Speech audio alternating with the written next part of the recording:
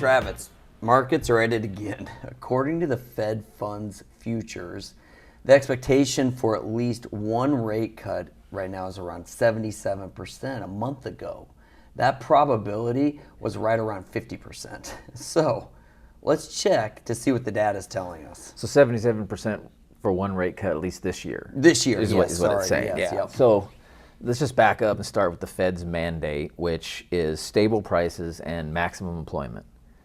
Well, they've been working on stable prices for a while, which is inflation. But full employment has actually made it difficult as the consumer continues to do what they do best, and that's spend money, right? Yeah. So we've seen the unemployment rate start ticking up here recently. It's at around 4.1% now, and that's versus a low of 3.4% all the way back in April of 2023. So strong labor market.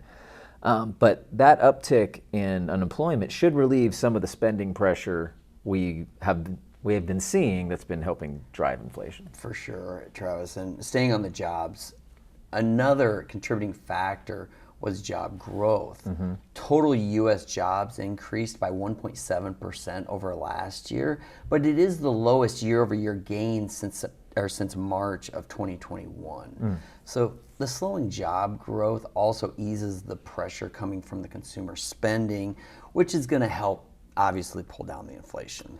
Yeah, slowing job growth is certainly going to be a factor, Steve. But the bottom line is that, for consumer pressure to ease, we also have to see wage growth come down, and the increase in wages we've been seeing. So, and we're starting to see that a little bit. Wages increased around 3.9% over the last year, and that's the lowest we've seen since May of 2021. We keep going back to 2021 on these stats, so it's a ways back. They're trending in the right direction as of right now. Yeah, and so Travis, this all leads to inflation, right? Yeah. The Fed prefers measuring, the Fed's preferred measure is core PCE.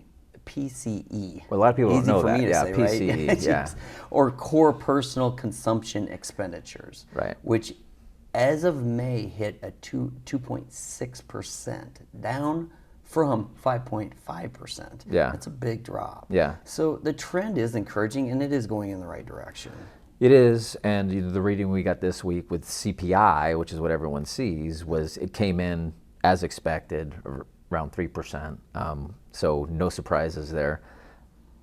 It's encouraging. All of this is encouraging for inflation, but it's also encouraging markets maybe to get ahead of themselves when predicting rate cuts.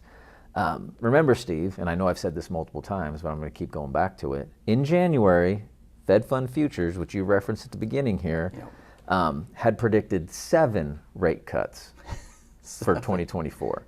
How many have we had? We're halfway through the year. How many have we had? 0. Yeah. So the question I would ask is the trend of slowing inflation enough, or does the Fed need to see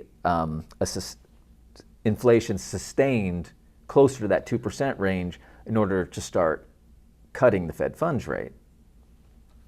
Is the trend enough?